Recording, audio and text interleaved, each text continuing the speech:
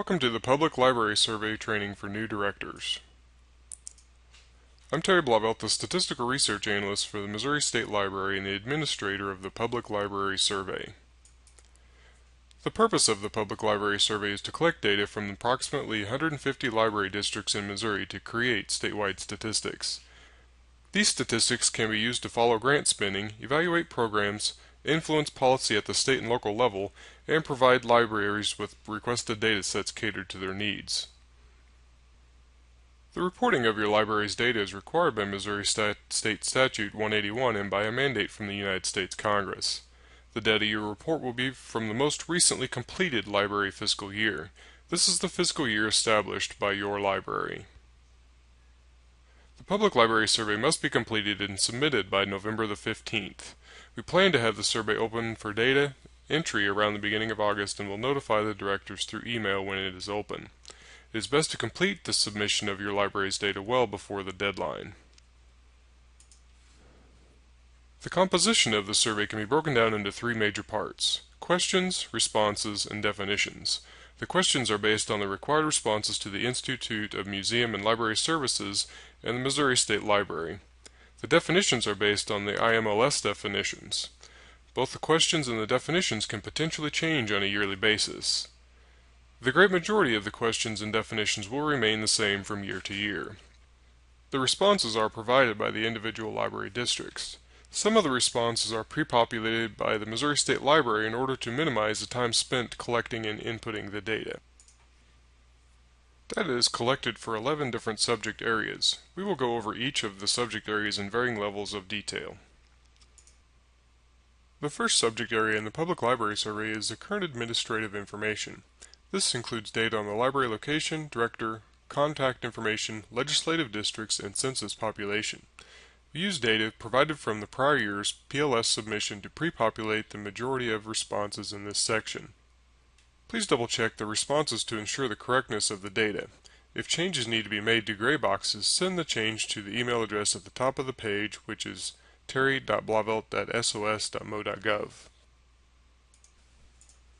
The legal service area is a continuation of the administrative information and includes fiscal year reporting dates and the number of libraries by type: main, branch, or bookmobile.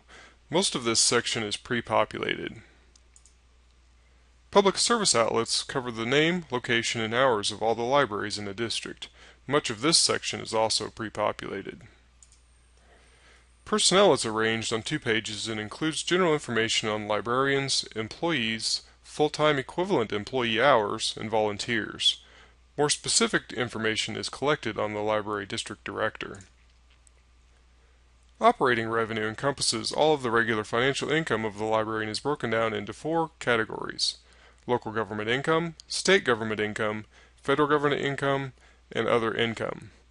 All regular income and grant income should be reported somewhere within this section. This section is largely self-explanatory.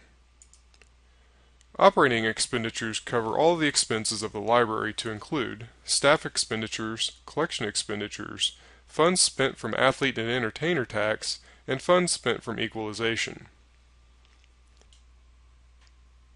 Capital revenue and expenses give many library directors unfounded concerns. Most libraries will not have capital revenue, and the libraries that do have capital revenue do not have it on a regular basis.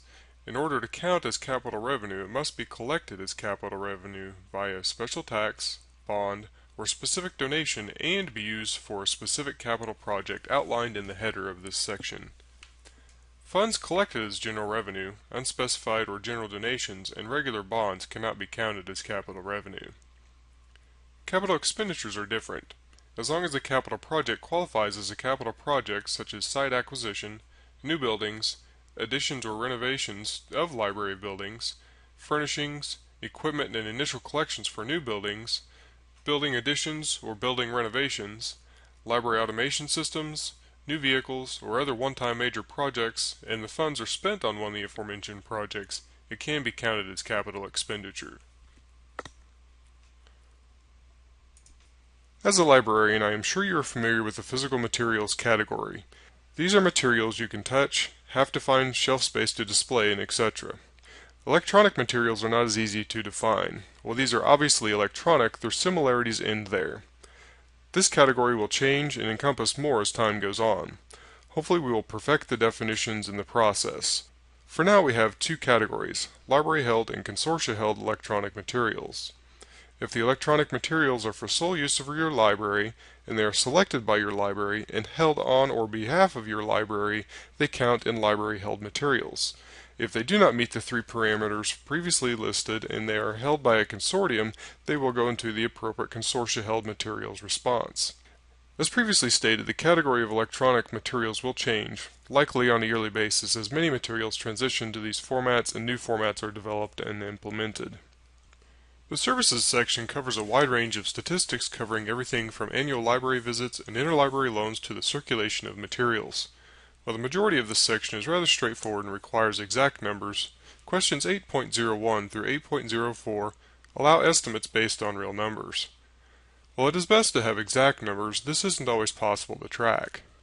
If your library does not track data needed for questions 8.01 through 8.04 on a yearly basis, track the transactions for a regular week and multiply this number by 52 to get a yearly total.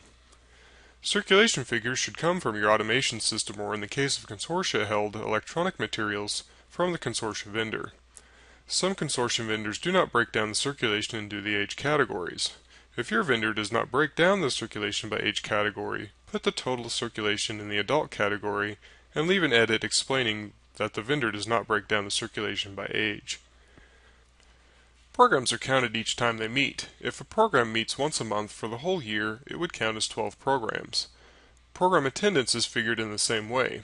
Each time the program meets, the number of persons at the program would count towards the total annual attendance.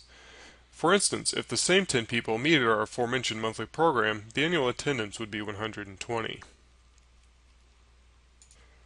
Most of the technology section is comprised of drop-down selection boxes. For these questions, simply select the answer that applies to your library. The remainder of the section asks for counts of computer equipment available to the public and the time spent on a monthly basis in computer training classes. This completes the new director's training for the Public Library Survey. We offer additional training videos on watch.more.net. Please check them out. If you have any questions, please contact the Missouri State Library at 1-800-325-0131. Have a great day.